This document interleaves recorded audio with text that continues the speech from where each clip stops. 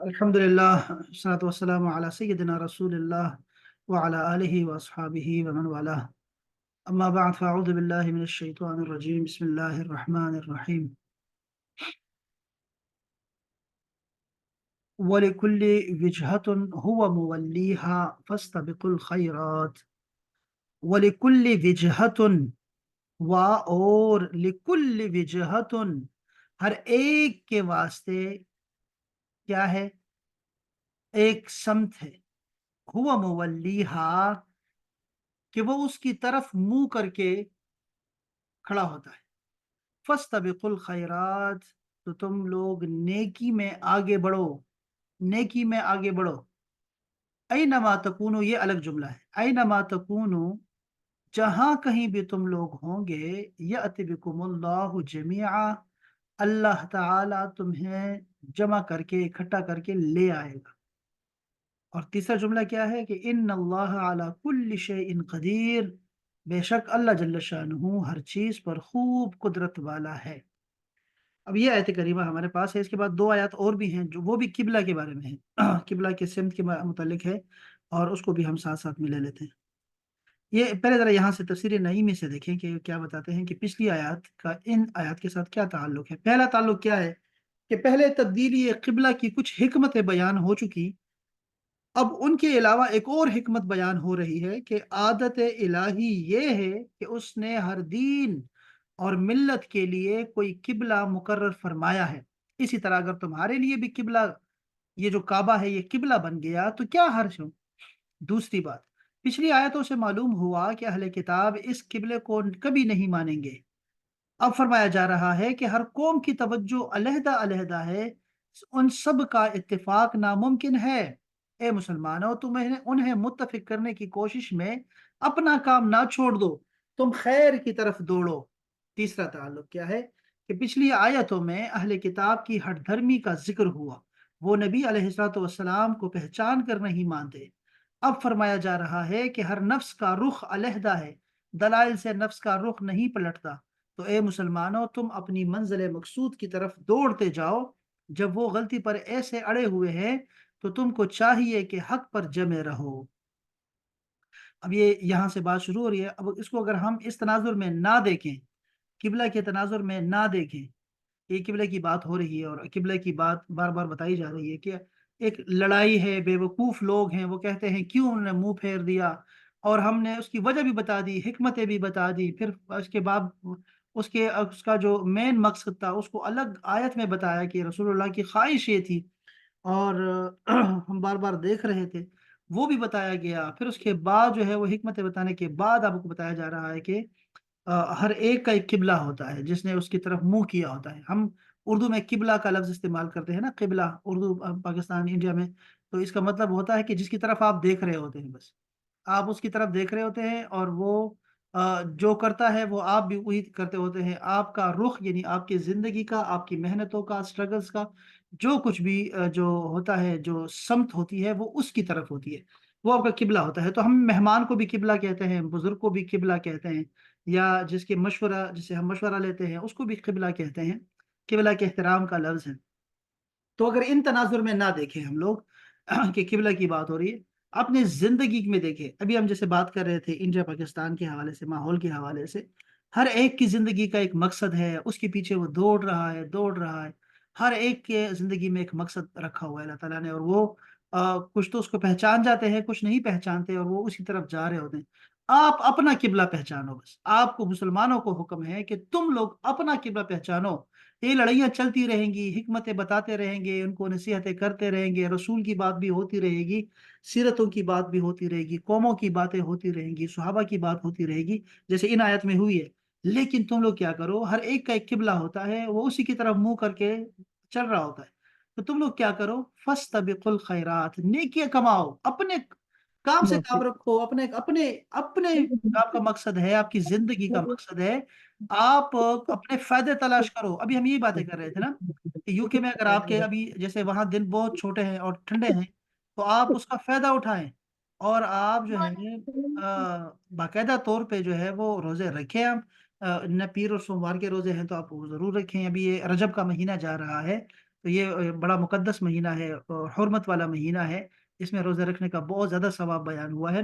تو وہ روزے رکھے آپ زبردستی وہاں، اب اپنے لیے لوگوں کا قبلہ اور ہے، وہ اپنے روزگار میں لگے ہوئے ہیں، صبح و شام پوری رات جاب کرتے ہیں، لگے رہتے ہیں، چونکہ انہیں پیسہ کمانا ہوتا ہے، ان کا قبلہ پیسہ ہے۔ آپ کا قبلہ پیسہ نہیں ہے، آپ کا قبلہ جو ہے وہ تو اللہ کی رضا کا حصول ہے اور حلال رزق کمانا ہے، تو آپ اپنے اس کام میں لگے رہیں۔ تو آپ ان معاملات میں بھی اس کو آیت کو لے سکتے ہیں، جو پہلا جملہ لکھا ہوا ہے، اپنی زندگی میں اس کو لا سکتے ہیں کہ ہر ایک کا اپنے سمت دوڑ رہا ہے، ہر ایک اپنے کام میں لگا ہوا ہے، لگے رہے، ہر کوئی اپنے لگا ہوا ہے تو لگے رہے۔ تم لوگ ایسا نہ کر، تم نیکی میں آگے بڑھو، بس نیکی میں آگے بڑھو۔ اور میں آپ کو بتاؤں، یہ راز کی بات یہ بھی ہے کہ بعض اوقات نا ہر بندہ دوڑ رہا ہوتا ہے ایک ہی دروازے کی، اتنا رش لگا دیتا ہے، اتنا رش لگا ہوتا ہے، تو آپ دیکھو کہ اللہ تعالیٰ کی طرف نکلنے والے راستے جو ہے نا وہ بہت سارے ہیں۔ آپ وہ راستہ تلاش کرو جو کم لوگوں نے اپنایا ہوا ہے، ہو سکتا ہے وہ مشکل ہو سکتا ہے اس میں کوئی راستے میں کوئی کٹھن جو ہے وہ مرحلے ہوں، موڑ ہوں، اس میں کچھ، آپ وہ راستہ اپناؤ نا۔ ہمارے پاس ابھی اسلام آباد پہنچنے کے بہت سارے راستے ہیں، ایک موٹر وے، ایک جی ٹی روڈ ہے، تو آپ دیکھو کہ کون سا آپ کو بہتر رہے گا، آپ کو کون سا اچھا لگے گا، اس طرف جائیں، اور جہاں لوگ کم ہوں اس طرف سے جائیں، آپ اس طرف سے جائیں، وہاں سے آپ کو جلدی پہنچنے کے امکانات ہیں، اور سب کی منزل ایک ہی ہے۔ تو یہ جو پہلا جملہ ہے نا، اس کو بڑا کر کے اپنے کمرے میں لگا لیں، اور تاکہ یہ جو باقی جھگڑے ہیں نا یہ بے وقوفوں کے ساتھ، سیقول السفہاء من الناس، وہ جو بے وقوف لوگ ہیں ان کے ساتھ لڑائی چلتی رہے گی، وہ باتیں الگ الگ لگی رہیں گی، لیکن آپ اپنی زندگی کا مقصد نہ کھو دینا، بس نیکی میں آگے بڑھو، آگے بڑھتے جاؤ۔ تو ایک تو یہ ان کا تعلق جو ہے بیان ہوا۔ چلو ہم دوبارہ اب اپنے موضوع کی طرف آتے ہیں، اور یہ قبلہ کی بات ہو رہی ہے، تو یہاں سے میں ذرا یہ دیکھوں خزائن العرفان والے کیا کہتے ہیں۔ یہ کہتے ہیں کہ اس آیت میں تبدیلی قبلہ کی ایک اور حکمت بیان ہو رہی ہے کہ ہر امت کے لیے ایک قبلہ مقرر کیا گیا ہے۔ تو جب امت محمدیہ ایک امت ہے اور سب سے افضل امت ہے، تو ان کی خصوصی امتیاز کے لیے ان کا قبلہ دوسروں سے جداگانہ بنایا گیا، اور اس میں خصوصیت یہ ہے کہ ان کا یہ قبلہ ہمیشہ کے لیے رہے گا، کبھی تبدیل نہیں ہوگا۔ فاستبقوا الخیرات، تو نیکیوں میں آگے نکل جاؤ، بڑھو، یعنی قبلہ کا موضوع طے ہو گیا، لہٰذا اب صرف اسی بحث میں نہ رہو، بلکہ اللہ تعالیٰ کی عبادت اور اطاعت اور دین کے کاموں میں ایک دوسرے سے سبقت لے جانے کی کوشش کرو۔ آپ سمجھ رہے ہیں بات کو، کہ یہ لڑائیاں چلتی رہیں گی، یہ جو مناظرے ہو رہے ہیں، بحثیں ہو رہی ہیں، ملحدین اعتراض کرتے ہیں، یہود و نصارہ لگے ہوئے ہیں، سازشیں ہو رہی ہیں، یہ کام تو ایک ہے نا، اس کا رونا کب تک روتے رہو گے کہ حالات نہیں میسر، جی دیکھے وہ ایسے کر دیا، ویسے کر دیا، اور یہاں یہ ہو رہا ہے، وہاں یہ ہو رہا ہے، وہ جو میرے فیملی میں ایسے مسائل ہیں، میرے یہ کر رہے ہیں، میرے ابو یہ کہہ رہے ہیں، بھائی یہ کہہ رہے ہیں، شوہر یہ کہہ رہے ہیں، جی وہ بیوی یہ کہہ رہی، جھگڑے ہیں،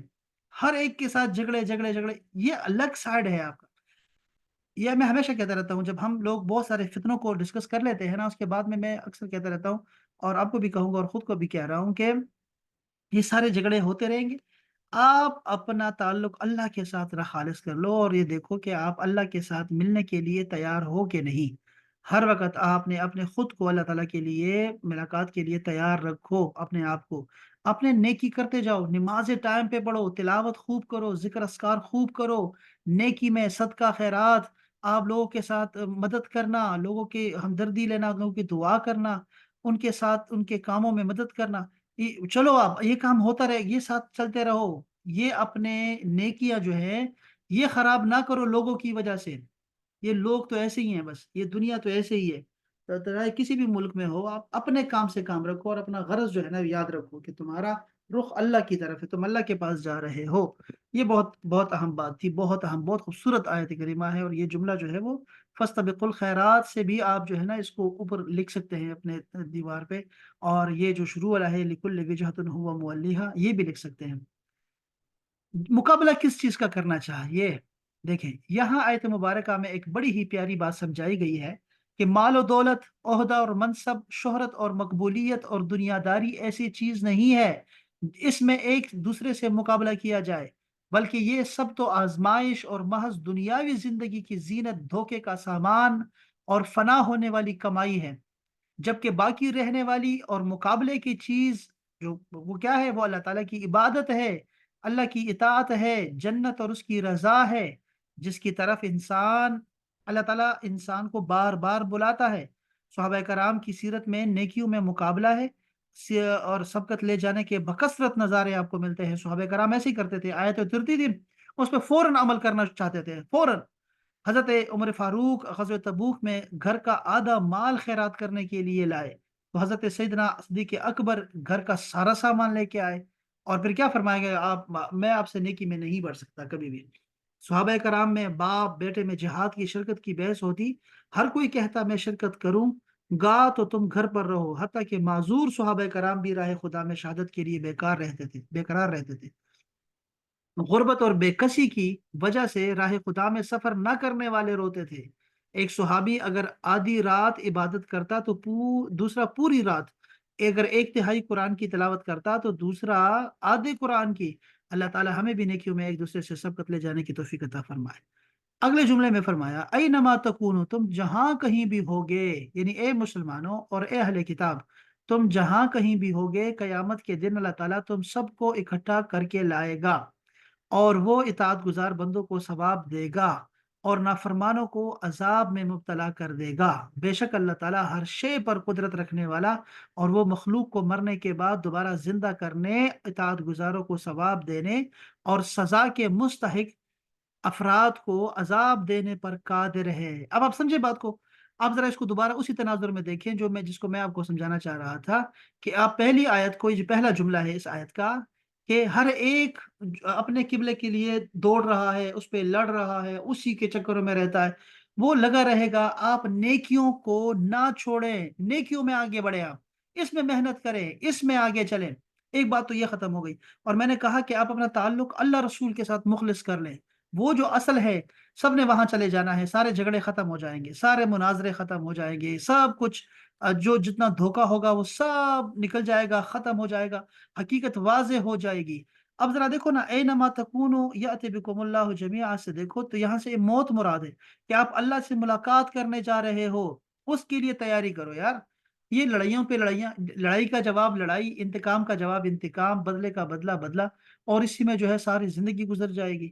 یہ نہ کہو، بس یہ نہیں کرنا آپ نے۔ یہ تین جملے ہیں بس، اللہ تعالیٰ ہر چیز پر خوب قادر ہے، اور آپ اپنے مقصد میں جو ہے وہ مخلص رہیں، اس کو تھامے رکھیں، اور نیکیوں میں کمی نہ کریں، بالکل بھی نہ کریں۔ اچھا، میں اگر اس کو اچھا آگے دیتا ہوں، ایک تو یار مجھے ایک بات یہ بھی یاد آ گئی، میں آپ کو یاد دوبارہ یاد دلا دوں کہ کل انشاءاللہ تعالیٰ، کل ہمارا جو ہے سیشن ہونے جا رہا ہے حضرت موسیٰ علیہ السلام اور خضر علیہ السلام کی جو ملاقات ہوئی ہے سورہ الکہف کی روشنی میں، انشاءاللہ تعالیٰ ہمارے جو مہمان خصوصی ہوں گے، وہ ہوں گے عثمان الازہری صاحب ہوں گے، اور انہیں جس طرح سورہ الکہف کے شروع کا جو حصہ ہے اصحاب کہف کا، وہ واقعہ ہم سارا کر چکے ہیں، 2-3 سیشن ہم نے اس پہ لیے ہیں، تو انشاءاللہ اب جو ہے وہ حضرت موسیٰ علیہ السلام کا اور خضر علیہ السلام کا واقعہ جو ہے اس پہ ہم بات کریں گے۔ اب اپنے ذہن میں اگر کوئی سوال وغیرہ اس حوالے سے ہے نا، وہ بھی تیار کر کے رکھیے، اور کل آپ لوگ سب نے جو ہے 9 بجے آنا ہے، انشاءاللہ سر 9 بجے آپ نے ٹائم پہ آپ نے آنا ہے۔ آپ 1 منٹ پہلے بھی آ سکتے ہیں، 2 منٹ پہلے آ جائیں، اور تاکہ ہمارے پاس ٹائم 1 گھنٹہ ہوگا تو کہ ہم فوراً اس سے جو ہے نا کوشش کریں۔ اگر سوا گھنٹہ ہوتا ہے نا تو شاید ٹائم لیا کریں، سوا گھنٹہ ہو سکتا ہے بعض اوقات، موضوع اگر اچھا ہو تو یہ ذہن میں رکھیے گا کہ کل انشاءاللہ تعالی ہم لوگوں نے انشاءاللہ 9 بجے انشاءاللہ حاضر ہونا ہے انشاءاللہ تعالی۔ اچھا، یہاں پر میں دوبارہ آ رہا ہوں کہ اگر یہ جو بتایا جا رہا ہے کہ ہر ایک کا ایک قبلہ ہوتا ہے، تم لوگ اپنے قبلہ کو جو ہے نا اس کی طرف رخ کر کے چلتے رہو اور نیکیاں کماؤ، اس میں مقابلہ کرو۔ تو یہاں اس آیت کی جو تفسیر ہے، انہوں نے بڑی تفسیریں بیان کی ہے۔ یہاں پر دیکھیں، میں آپ کو 3-4 تفاسیر ہیں جو انہوں نے اس آیت سے نکل سکتی ہیں، میں نے آپ کو اپنے ابھی بتا دیا۔ ذرا یہاں دیکھیں کہ کیا لکھا ہے، کہتے ہیں کہ ہر شخص اور ہر قوم اور ہر ملک کی کوئی سمت ہوتی ہے، جہت ہوتی ہے، یا قبلہ یا دین اور رائے ضرور ہے۔ یہ ایک تفسیر بڑی اہم ہے، بہت اہم بات کی۔ جس طرح اس کا دلی رجحان ہوتا ہے، تم سب کو ایک رائے پر متفق کرنے کا خیال دل سے نکال دو، اور کسی کے اعتراض کی پرواہ نہ کرو، بلکہ اپنی فکر میں رہو کہ بھلائیوں کی طرف سب سے آگے بڑھو۔ نماز اور روزہ، ذکر خدا، اچھے اخلاق، نفسانی خواہشات سے دوری، شیطان سے نفرت، رحمان سے محبت میں سرگرم رہو، اور اسی کعبہ ابراہیمی پر جمے رہو جو سب سے اعلیٰ اور افضل ہے۔ اچھا، یہ دیکھو بڑی عجیب بات نہیں ہے ویسے، کہ ابھی ہم آدھا گھنٹہ ہم نے بات کی ہے کہ یورپ کا ماحول، پاکستان کا ماحول، عرب کا ماحول، تنزانیہ کا ماحول، اور ہم یہ باتیں کر رہے تھے کہ وہاں پہ اچھائیاں کتنی ہیں اور گورے کتنے اچھے بھی ہیں ہمارے نماز کے لیے، ہمیں کتنا موقع دیتے ہیں اور کیا کیا ہو رہا ہے وہاں پر۔ دیکھو یہ ساری باتیں ہو رہی ہیں، لیکن اب وہ رضوان بھائی وہاں پر ہے نا، اب روزے بھی رکھے، روزہ بھی آج روزہ بھی تھا ان کا، روزے زیادہ رکھتے ہیں۔ میرا ایک اور شاگرد ہے، وہ طلحہ، جرمنی میں ہوتا ہے، اور وہ ابھی نوجوان ہے، شادی نہیں ہوئی، لیکن وہ پتہ نہیں میرے خیال میں 5 دن روزہ رکھتا ہے ہفتے میں، 5 دن وہ روزے میں رہتا ہے جرمنی میں رہ کے۔ اب دیکھیں نا، وہ پیسے بھی کمانے گیا ہوا ہے، پیسے یہ بھی پیسے کما رہے ہیں، رضام بھائی بھی پیسے کما رہے ہیں، وہاں پہ کام کر رہے ہیں، جاب کرتے ہیں، اور نیند بھی بہت تھوڑی ان کی ہے، لیکن اپنے معاملات نہیں خراب کرتے اللہ کے ساتھ، کہ نماز ٹائم پہ پڑھنی ہے ہم نے، کام ہوتا رہے گا، روزہ رکھنا ہے، اپنا ذکر اذکار میں رہنا ہے۔ اب ٹیکسی میں وہ ہوتے ہیں اکثر، تو وہ ہمارا یہ جو لیکچر ہے یہ سن رہے ہوتے ہیں۔ اب یہ آیت کریمہ انہوں نے سنی بھی نہیں ہوگی، لیکن اللہ تعالیٰ نے ہماری فطرت میں اسلام کو رکھا ہوا ہے، ایمان کو رکھا ہوا ہے ہماری فطرت میں۔ اب جو میں آپ کو باتیں بتا رہا تھا، یہ دیکھو یہاں لکھا ہوا ہے، اور میں نے ایک دفعہ بھی نہیں پڑھا اس کو، اور نہ ہی میں نے آیت کے تناظر میں اس کو دیکھا، لیکن میں وہ چیز جو میں سمجھا میں نے آپ کو بتایا، وہ اصل میں ہمیں ہر انسان کو اللہ تعالیٰ نے اس کی ہدایت کا سامان کیا ہوا ہے پہلے سے، اندر سے آپ کو آواز آئے گی کہ کیا صحیح ہے کیا غلط ہے، آپ کو چیزیں سمجھ آنا شروع ہو جاتی ہے جب آپ اللہ کی طرف چل پڑتے ہیں، تو کوئی بھی مقصد آپ کی زندگی میں اچھا ہوتا ہے۔ اب یہ دیکھو، میں یہ ہمارے یہ نوجوان جو ہے یہ ہمارے نمونہ ہے ہمارے لیے، وہاں اتنی سخت مشکل لائف میں یہ آمنہ ہے، سارا دن کام کرتی ہے، پھر وہ اب کلاس بھی آنا ہے، شوہر کو بھی سنبھالنا ہے، گھر بھی ہے،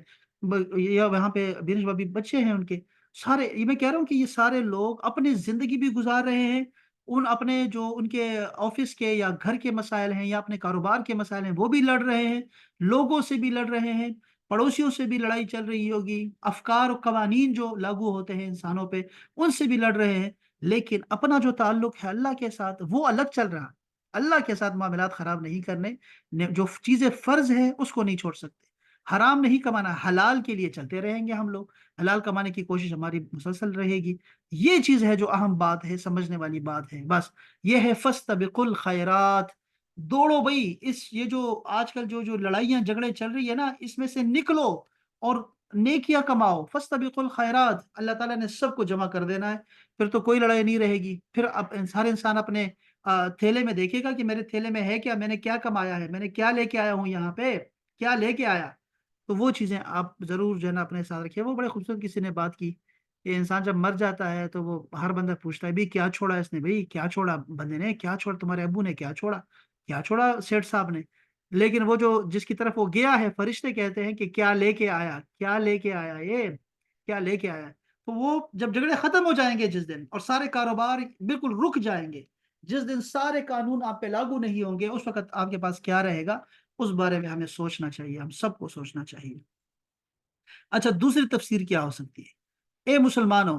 تم سے پہلے ہر قوم کے لیے ایک خاص جہت مقرر رہی ہے، اور تم میں بھی ہر ملک والے کے لیے علیحدہ سمت قبلہ ہے، کسی کا شرقی، کسی کا غربی، کسی کا جنوبی، کسی کا شمالی، تمہارے واسطے ہر جہت نیک بختی حاصل کرنے کا میدان ہے، تم بھلائیوں کی طرف دوڑو، اور یہ خیال نہ کرو کہ تم اس میدان میں ادھر ادھر ہو جاؤ گے اور تمہارا ایک دوسرے میں اتفاق نہیں ہوگا، اور کسی کو کسی سے فیض نہ ملے گا، نہیں، بلکہ رب تم سب کو اپنی بارگاہ خاص میں جمع فرمائے گا، ہر چیز پر وہ قادر ہے۔ یعنی آپ نے یہ جو ابھی جو لڑائیوں کی جو یہ دوڑ لگی ہوئی ہے،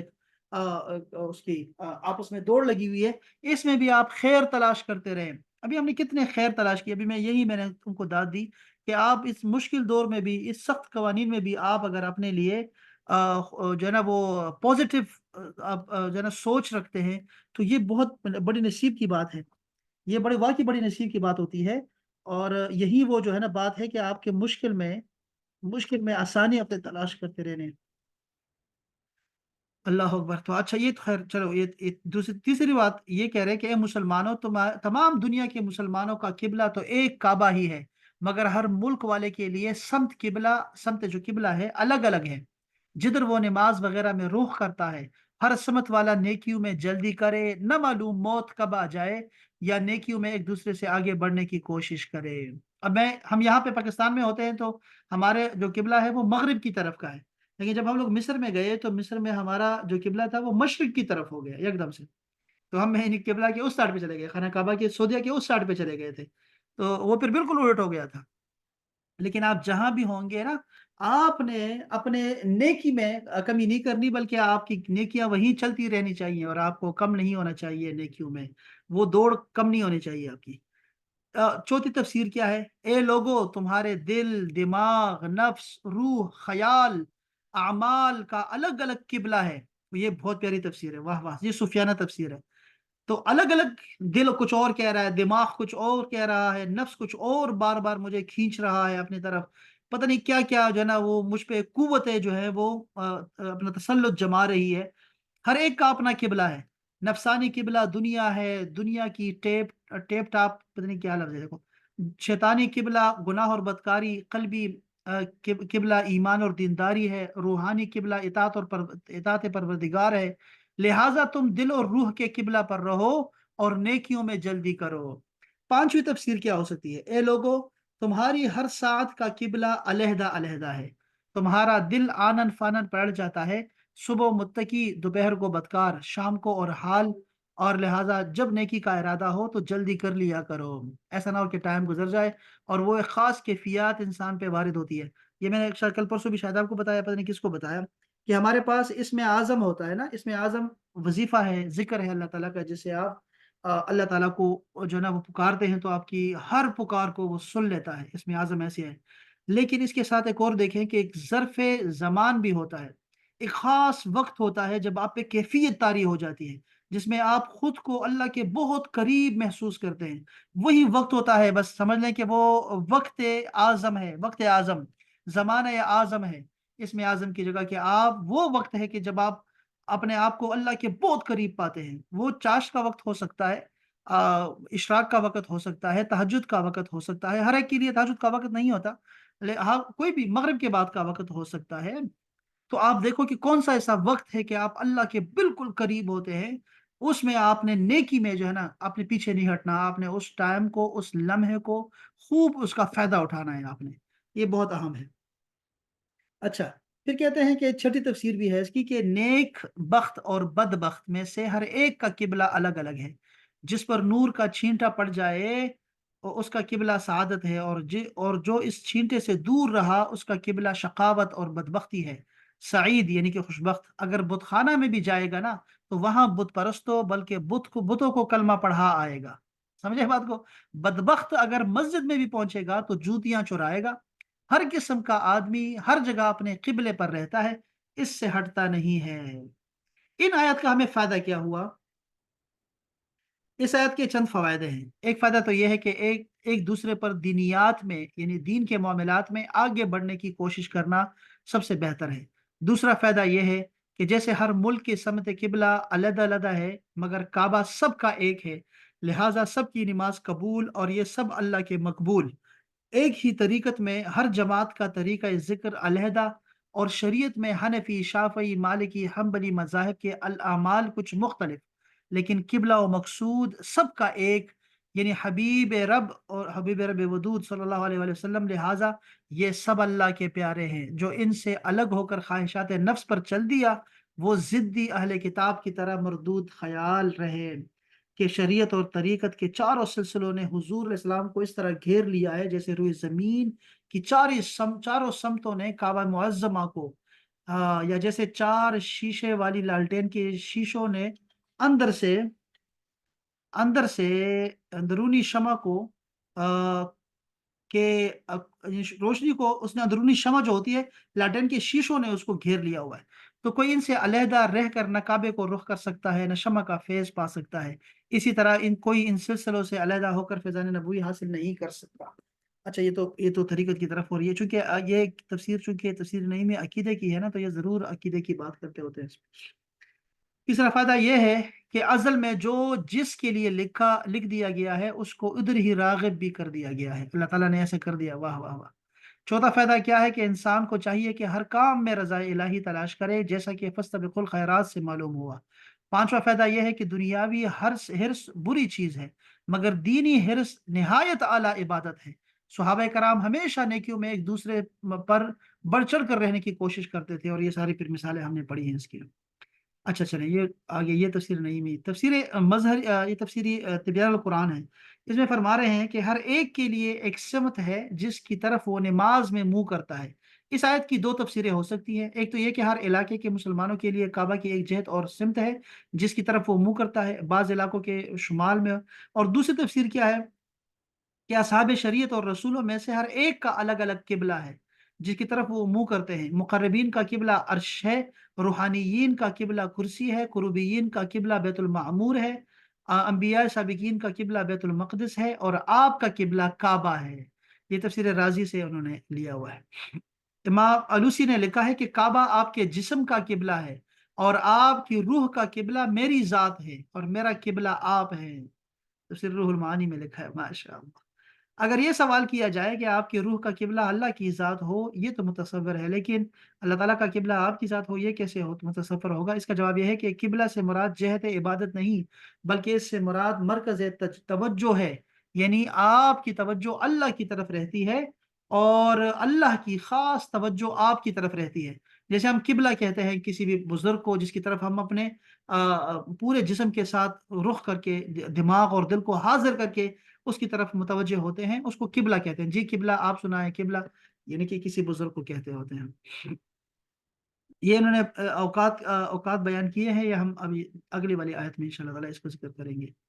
اسی طرح تفسیر معارف القرآن میں بھی ایک بڑا پیارا جملہ لکھا ہے کہ اس سے پہلے جملہ میں یہ فرمایا تھا کہ مختلف قوموں کے مختلف قبلے ہیں، کوئی ایک دوسرے کے قبلے کو تسلیم نہیں کرتا، اس لیے اپنے قبلے کے حق ہونے پر ان لوگوں نے بحث فضول ہے۔ اس جملے کا حاصل یہ ہے کہ جب یہ معلوم ہے کہ اس بحث سے ان لوگوں کو کوئی فائدہ نہیں پہنچے گا تو پھر اس فضول بحث کو چھوڑ کر اپنے اصلی کام میں لگ جانا چاہیے، اور وہ کام ہے نیک کاموں میں دوڑ دھوپ اور آگے بڑھنے کی کوشش۔ اور چونکہ فضول بحثوں میں وقت ضائع کرنا اور مسابقت الی الخیرات میں سستی کرنا عموماً آخرت سے غفلت کے سبب ہے، جس کو اپنی آخرت اور انجام کی فکر درپیش ہو وہ کبھی فضول بحثوں میں نہیں الجھتا، اپنی منزل طے کرنے کی فکر میں رہتا ہے۔ اس لیے اگلے جملے میں آخرت کی یاد دلائی گئی ہے، وَأَيْنَمَا تَكُونُوا يَأْتِ بِكُمُ اللَّهُ جَمِيعًا، جس کا مطلب یہ ہے کہ بحثوں میں ہار جیت اور لوگوں کے اعتراضات سے بچنے کی فکر سب چند روزہ دنیا کے لیے ہی ہے، اور ان قریب وہ دن آنے والا ہے جس میں اللہ تعالیٰ تمام اقوام عالم کو ایک جگہ جمع کر کے حساب لیں گے۔ عقل مند کا کام یہ ہے کہ اپنے اوقات اس کی فکر میں صرف کرے۔ یہ بس یہ بڑی اہم بات ہے جس کی طرف یہ تفسیر معارف القرآن نے بھی توجہ دلائی ہے کہ یہ جو مناظرے ہو رہے ہیں آج کل، ہمارے دینی مناظرے ہو رہے ہیں، ہم تو بار بار کہتے ہیں کہ جو پچھلی امتیں گزر گئی ہے نا ہم سے، جو پچھلے ہمارے آباء و اجداد تھے وہ اچھے رہ گئے کہ ان کے سامنے مناظرے نہیں ہوئے جس طرح مناظرے ہمارے آج کل شروع ہیں کہ سوشل میڈیا پہ آپ فیس بک کھولیں، آپ واٹس ایپ کھولیں، گروپس کھولیں، ہر جگہ سیاسی بھی بحث چل رہی ہے اور مذہبی بھی چل رہی ہے مسلسل۔ تو ان جھگڑوں سے کیا فائدہ؟ اپنا وقت ضائع کر رہے ہیں، بلکہ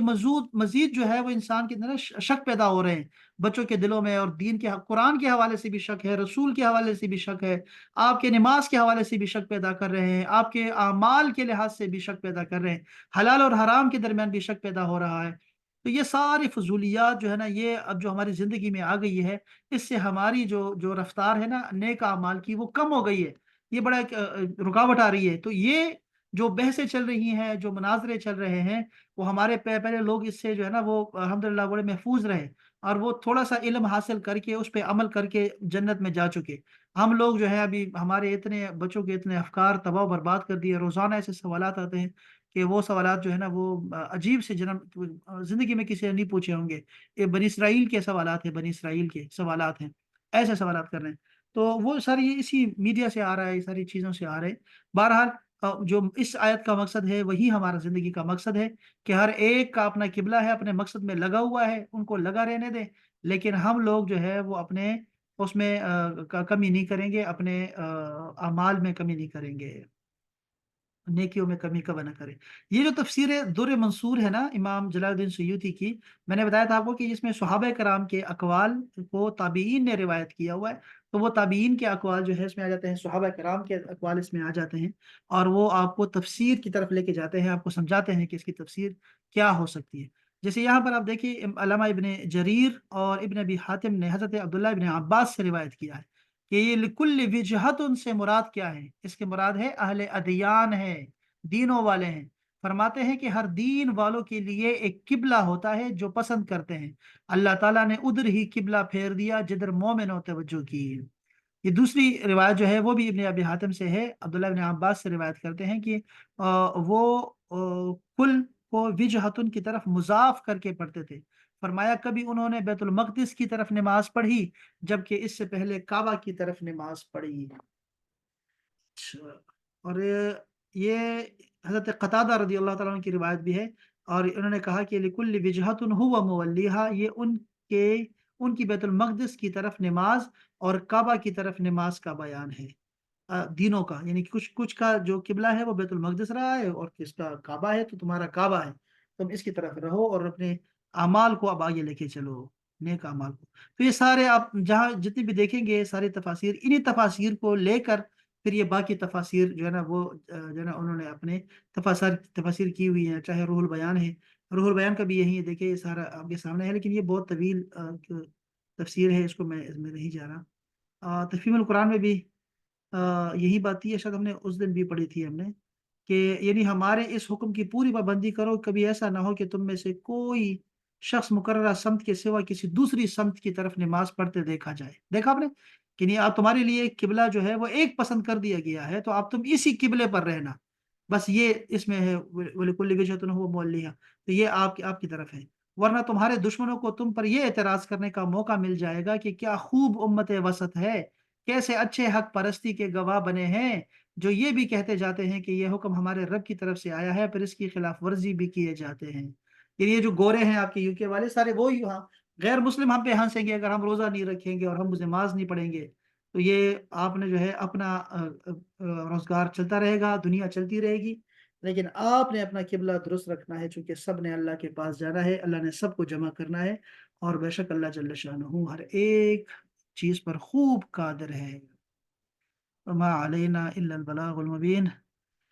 اللہ تعالیٰ آپ سب کو سلامت رکھے۔ احباب، آپ نے کل جو ہے انشاءاللہ 9 بجے انشاءاللہ تعالیٰ آپ نے حاضری دینی ہے سب دوستوں نے، کل 9 بجے، تاکہ ہم جو ہے وہ سورہ الکہف پر جو ہے نا وہ بحث کر سکیں، اور وہ بڑی ہی روحانیت سے بھری ہوئی صورت ہے، اور ہر جمعے کو ہمیں پڑھنی چاہیے، اور یہ کیوں پڑھنی چاہیے، کل بھی آپ کو اندازہ ہوگا کہ اس میں حضرت خضر علیہ السلام کا ذکر آ رہا ہے نا،